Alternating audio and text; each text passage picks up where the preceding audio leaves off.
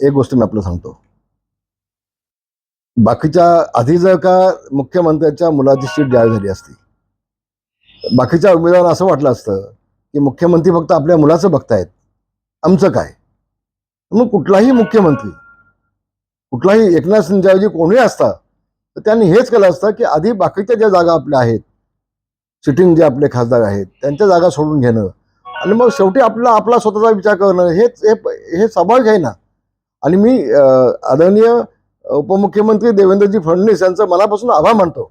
मी त्यांना धन्यवाद देतो की त्यांनी एकनाथ शिंदेला जाहीर करायला लावली नाही, त्यांनी स्वतः जाहीर केली आणि दाखवून दिलं आमची युती ही किती घट्ट आहे, आम्ही किती एकत्र आहोत, आम्ही तिघजण एकत्र येऊन कशा पद्धतीनं युती धर्म पाळतोय हे देवेंद्रजींनी दाखवून दिलं. त्याबद्दल त्यांनाही मी मनापासून धन्यवाद देतो, खूप धन्यवाद देतो. कसं आहे बघा, शेवटी सगळ्यांनाच काम करावं लागेल. एखादी गोष्ट घटना घडली आणि ती पोलीस स्टेशनमध्ये घडली,